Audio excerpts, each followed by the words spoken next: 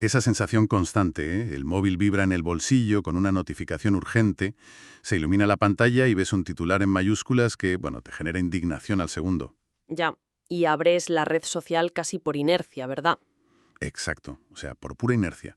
Y de repente el muro está lleno de debates polarizados, discusiones infinitas, y da la impresión de que el mundo entero está al borde del colapso absoluto. Totalmente. Hay una saturación mental tremenda. Es un agotamiento crónico, fíjate, que impregna toda la vida moderna frente a las pantallas.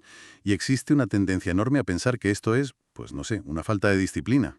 Claro que es culpa nuestra. Eso es. Que es un defecto de carácter, una incapacidad de, digamos, gestionar el tiempo y la atención individual.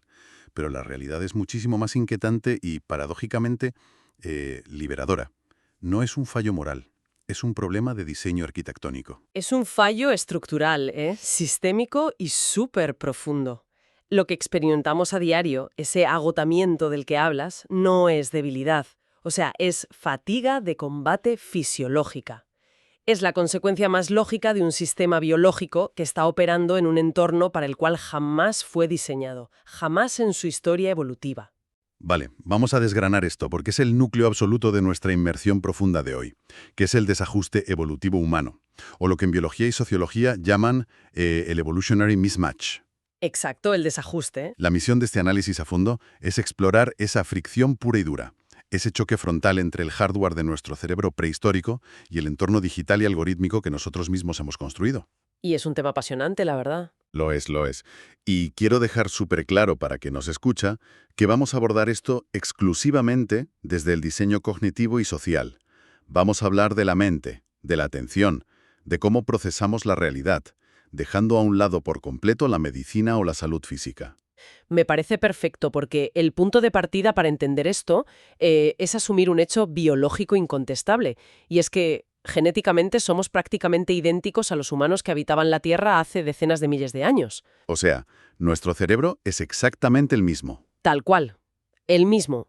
Sin embargo, el entorno cotidiano ha mutado a una velocidad, bueno, exponencial en las últimas décadas. Esa brecha gigantesca, esa velocidad discordante entre una evolución biológica superlenta y una evolución cultural vertiginosa, es la clave de todo. Es la clave para entender las crisis de atención que vemos, claro. Para que la audiencia pueda visualizar la magnitud de esta brecha, yo siempre lo pienso así. Es como intentar procesar toda la economía de la atención del siglo XXI con algoritmos hiperoptimizados y flujos de datos infinitos, usando un sistema operativo optimizado para cazar en la sabana africana hace 200.000 años. Madre mía, es que es la definición perfecta. Tenemos el hardware del Pleistoceno en la era digital. Y a ver, para entender por qué este sistema se colapsa, primero hay que mirar cómo y para qué se diseñó originalmente, ¿no? Claro, las condiciones de fábrica. Exacto. El cerebro humano se forjó durante cientos de miles de años, en grupos nómadas muy pequeños. Y aquí, el biólogo y antropólogo Robin Dunbar demostró algo fascinante. Hay un límite biológico estricto en la cantidad de relaciones sociales que podemos manejar. Ah, el famoso número de Dunbar, ¿no? Esa idea de que tenemos un tope de amigos. Pues va mucho más allá de tener amigos, fíjate. Es un límite puro y duro de capacidad de procesamiento cognitivo.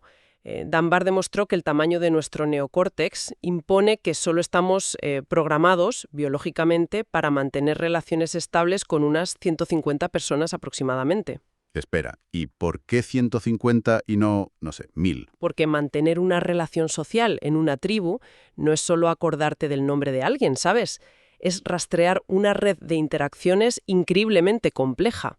O sea, si Pedro se enfada con Juan, ¿cómo afecta eso a mi alianza con María? Ostras, claro, es un juego a tres bandas constante. Exacto, para sobrevivir en la sabana necesitabas predecir el comportamiento de todos los miembros constantemente.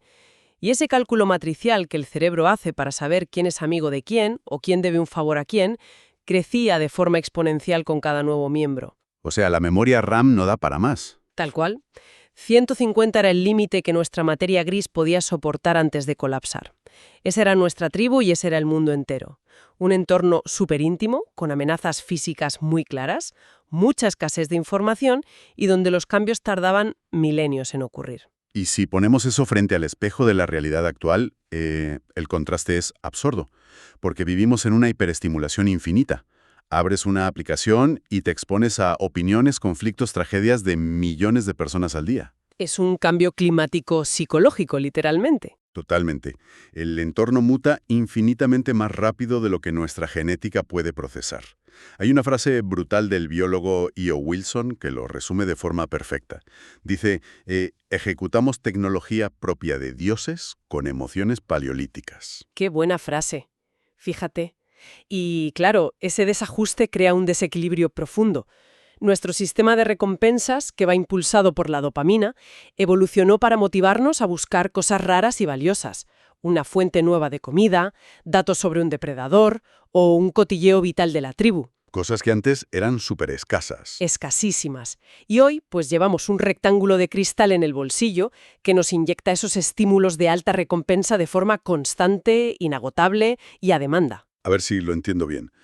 Sería como intentar instalar un videojuego de última generación, de estos de mundo abierto, con gráficos hiperrealistas, en un ordenador antiguo de los años 90. Me encanta esa analogía, sí. Claro, el ordenador se va a sobrecalentar, el ventilador va a hacer un ruido espantoso intentando enfriar todo eso, y la pantalla va a dar un pantallazo azul seguro. Pero el sobrecalentamiento no es culpa del ordenador. Exacto, ¿no lo es? No es que sea defectuoso, simplemente su procesador no fue construido para esa carga masiva de datos. Y esto me lleva a la pregunta clave de todo esto. ¿Significa que nuestro cerebro es defectuoso o simplemente está operando fuera de contexto? Es vital comprender que no hay ningún defecto de fábrica en nuestro cerebro, de verdad. Esas heurísticas, esos atajos mentales rápidos que hoy nos meten en tantos problemas, eran estrategias de supervivencia absolutamente brillantes. Claro, te salvaban la vida. Totalmente. La reactividad extrema, el conformismo con el grupo o fijarse más en lo negativo que en lo positivo. Todo eso garantizaba que nuestros ancestros sobrevivieran un día más en un mundo muy hostil. Por eso no es un defecto, es un desajuste. Un mismatch puro y duro. Eso es, el sistema funciona a la perfección según sus parámetros originales. El problema es que hemos cambiado las reglas del juego exterior sin poder actualizar el sistema operativo interno. Y ya entrando en la mecánica pura de la mente, ¿cuál es exactamente la pieza de nuestro hardware que salta por los aires cuando intenta procesar este mundo digital? Porque supongo que no es todo el cerebro a la vez, ¿no? No, no. La clave de bóveda de todo esto reside en el centro de nuestro sistema límbico. Si queremos entender la arquitectura de nuestra irracionalidad moderna, tenemos que mirar a la amígdala cerebral. La famosa amígdala. Eso es. Son unos pequeños núcleos neuronales con forma de almendra en lo profundo del lóbulo temporal. Siempre se ha popularizado como el centro del miedo, pero la neurociencia cognitiva moderna nos dice que es mucho más. Es un sistema de alarma ultra rápido y un evaluador constante de relevancia. Y funciona a una velocidad que da vértigo, imagino. En milisegundos. Milisegundos. Y aquí está la mecánica de por qué nos sentimos tan abrumados. Cuando percibimos información, pongamos que vemos una sombra moverse entre los arbustos, pues existe algo llamado la vía extralemniscal, o vía rápida. Espera, frena un momento. Vía extralemniscal. O sea, suena a término de ciencia ficción total. ¿Qué significa eso en la práctica cuando, por ejemplo, miro un tuit o una noticia en el móvil? Significa que hay un atajo físico en tu cerebro. A ver, normalmente la información visual entra por los ojos y viaja a la corteza prefrontal, que es la parte racional y evolucionada detrás de la frente. Y esa corteza analiza y dice, vale, es solo un arbusto moviéndose por el viento. Vale, la parte lógica toma el control. Exacto. Pero la evolución descubrió que ese análisis lógico es demasiado lento. Si resulta que la sombra es un depredador, ese segundo extra de análisis te cuesta la vida. Así que la vía extralemniscal envía la información directamente a la amígdala, saltándose la parte lógica, por completo. Madre mía, o sea, ni siquiera pasas por la razón. Ni por asomo. La amígdala dispara la adrenalina, te acelera el corazón y te prepara para huir antes siquiera de que seas conscientemente capaz de saber que estás mirando. Básicamente prioriza la reacción ciega sobre la reflexión. Defensivo que quedarte analizando un león de verdad y que te coma. Y aquí es donde la cosa se pone realmente interesante. Porque esa amígdala tiene un sesgo profundo, algo que en psicología conductual llaman el sesgo de descuento temporal. Eso es, una vulnerabilidad clave. Resulta que la amígdala es una máquina perfecta para reaccionar ante una amenaza vívida, física e inmediata, como el león que decías. Pero por su propio diseño de fábrica es completamente ciega ante amenazas abstractas o diferidas en el tiempo. Totalmente ciega. Cosas como el colapso de la deuda pública, el estrés financiero a largo plazo o un cambio climático a 50 años vista es que simplemente no activan la amígdala de la misma manera. Claro, piénsalo desde un punto de vista evolutivo. Si en el Pleistoceno te pasabas el día preocupándote por si habría una sequía dentro de 10 años, pero ignorabas a la serpiente que tenías a medio metro, tus genes no pasaban a la siguiente generación, fin de la historia. Claro, lógico. Estamos diseñados para descontar el futuro y centrarnos obsesivamente en el presente inmediato y palpable. Entonces, es como si, a ver si esta analogía funciona, es como tener un detector de humos extremadamente sensible, pero instalado justo encima de los fogones de una cocina llena de vapor de agua. Ostras, es una analogía fantástica, fíjate. Claro, el detector no tiene la capacidad de distinguir entre el vapor inofensivo de una olla de pasta hirviendo y el humo tóxico de un incendio letal, ¿no? Tal cual, pita con todo. Así que suena constantemente a todo volumen, creando un estado de pánico absoluto en toda la casa, aunque no haya ningún fuego real. Y en nuestro día a día, la mente responde a una notificación estridente o a un titular polarizante con la misma cascada fisiológica de cortisol que usaría ante un ataque inminente. Y el resultado de vivir con ese detector de humo sonando en nuestra cabeza a todas horas es la reactividad crónica. O sea, cuando la amígdala está continuamente estimulada, literalmente, se reduce el flujo sanguíneo y la actividad en la corteza prefrontal. Físicamente, hay menos sangre en la parte racional. Físicamente. Disminuye nuestra capacidad para el pensamiento crítico y la reflexión deliberada. Nuestro cerebro nos pone en modo de supervivencia física frente a conflictos que son puramente simbólicos o digitales. Y claro, si tenemos un detector de humos hipersensible que salta con cualquier chispa emocional, era inevitable, o sea, cuestión de tiempo, que alguien descubriera cómo usar ese ruido para hacer negocio. Aquí entramos de lleno en la explotabilidad cognitiva. El gran drama de nuestra era, sí. Cuando los algoritmos descubren dónde está el botón de la amígdala, no. Este es el choque tectónico del que hablábamos. La neurociencia de la supervivencia encontrándose con el machine learning y la economía de la atención. A ver, las plataformas de contenido no están diseñadas para informar, están optimizadas estadísticamente mediante aprendizaje por refuerzo para maximizar el engagement, o sea, el tiempo de retención. A ver, expliquemos bien cómo funciona ese aprendizaje por refuerzo en la práctica, para no caer en mitos raros. ¿Cómo hace una máquina, que son líneas de código, para aprender a manipular una mente humana? Pues imagina un perro robot al que estás entrenando. El robot no entiende el mundo, no tiene emociones, no sabe nada, solo sabe una cosa. Le han programado para que su único objetivo en la vida sea conseguir una galleta virtual. Vale, el objetivo es la galleta. Y esa galleta se la dan cada vez que un humano pasa más de 10 segundos mirando la pantalla. Así que el robot empieza a mostrar contenido al azar. Muestra un vídeo de un paisaje bonito. El humano mira 2 segundos y se va. No hay galleta. Pobre robot. Ya. Pero luego muestra un vídeo de 2 políticos gritándose insultos. El humano se queda mirando 15 segundos, con las pupilas dilatadas. Galleta. Y el algoritmo no sabe qué es un político ni qué es el enfado. Solo ve números. Solo sabe, por pura estadística ciega, que el conflicto, la indignación y el miedo generan muchísima más retención que la calma. Así que el algoritmo empieza a buscar incansablemente más vídeos de gritos para conseguir más galletas. Me encanta el ejemplo del perro robot porque quita toda la intencionalidad humana de la ecuación.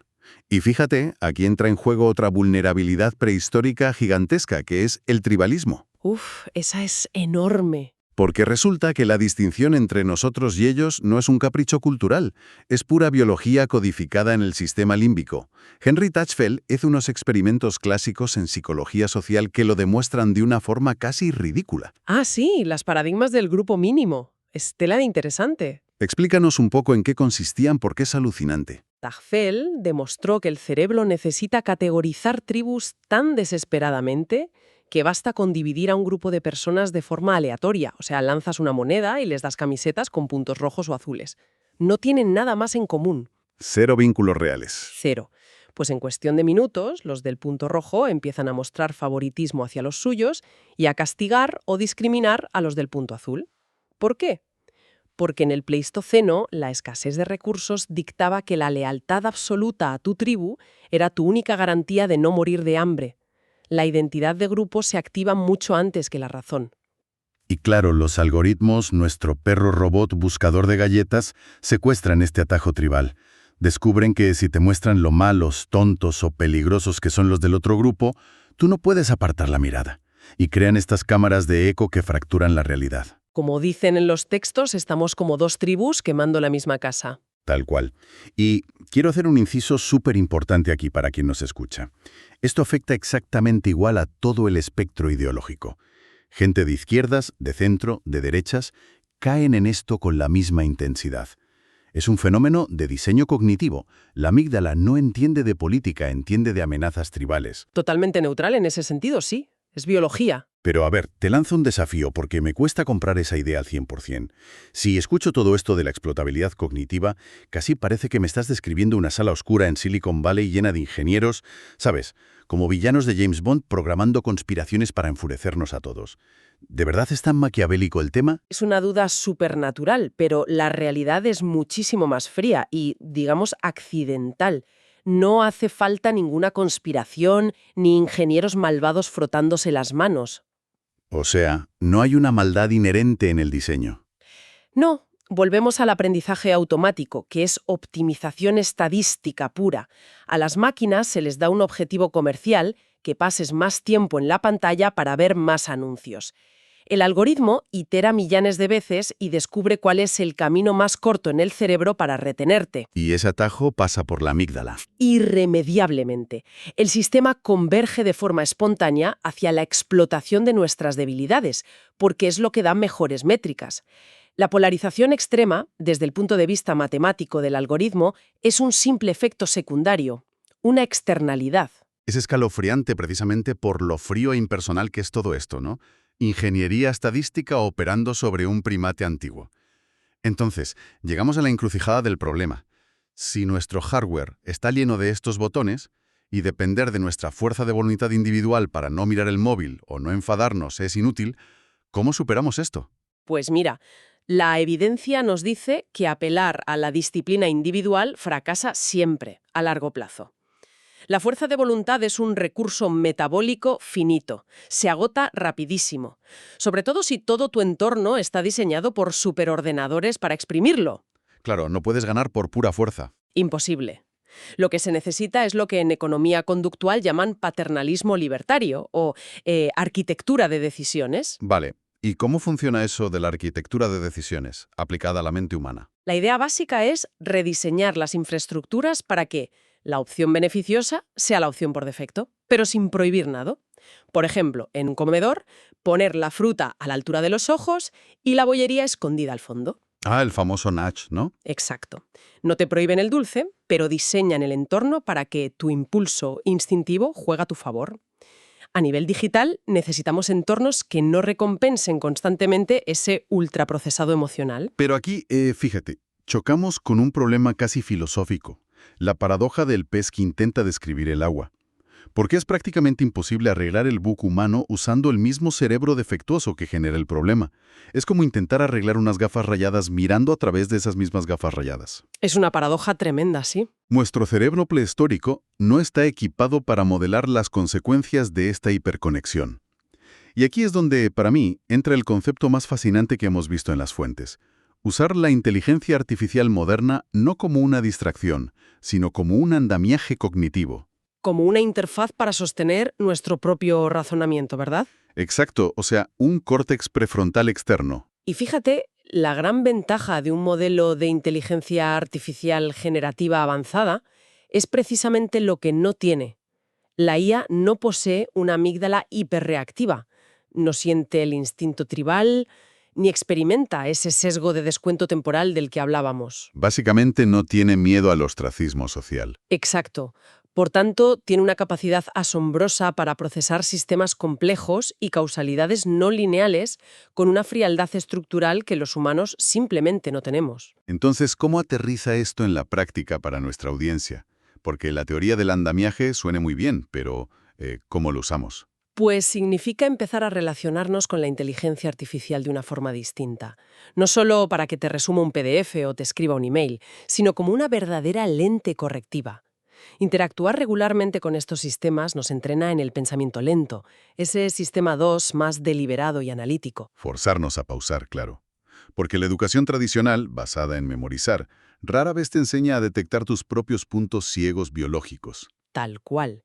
Usar una máquina como espejo cognitivo te obliga a hacer esa pausa. Por ejemplo, imagina que alguien lee una noticia política, que le genera una rabia instantánea, un titular que te hace hervir la sangre. Que te sale el instinto de atacar. Exacto. La vía extralemniscal te grita, retuitea esto indignado y ataca a los otros. Pero en lugar de ceder a ese reflejo paleolítico, coges ese texto, se lo pasas a una IA y le dices, a ver, analízame qué sesgos cognitivos intenta explotar este artículo y explícame de forma neutral los argumentos del bando contrario. Ostras, claro. De repente estás usando a la máquina para enfriar tu propia amígdala. Estás forzando a tu mente a entrar en modo de metacognición, pensar sobre cómo estás pensando. Es usar la tecnología más sofisticada de la historia para parchear las vulnerabilidades de nuestro código fuente biológico. Es poner barandillas mentales en un mundo hiperestimulado. Así que, bueno, para recapitular todo lo que hemos explorado en este análisis a fondo. Todos esos problemas de atención fragmentada, la polarización casi fanática que vemos a diario, la reactividad y el cansancio crónico, no son fallos morales individuales. No somos culpables por sentirnos superados, de verdad. Son vulnerabilidades arquitectónicas que saltan cuando un hardware del Pleistoceno intenta sobrevivir en una economía de la atención hiperoptimizada. Lo cual debería animarnos a practicar esta metacognición activa, a intentar identificar cada día qué estímulos digitales intentan hackear nuestra amígdala y usar estas nuevas tecnologías como andamiajes para pensar de forma más deliberada. Nos devuelve a esa imagen del viejo ordenador intentando correr un programa demasiado pesado. Ya sabemos por qué se sobrecalienta, entendemos cómo funciona la amígdala y sabemos que el entorno algorítmico no va a frenar. Lo que nos deja con una última reflexión. ¿Es el desajuste evolutivo un error que podemos corregir? ¿O es la tensión definitoria de nuestra especie?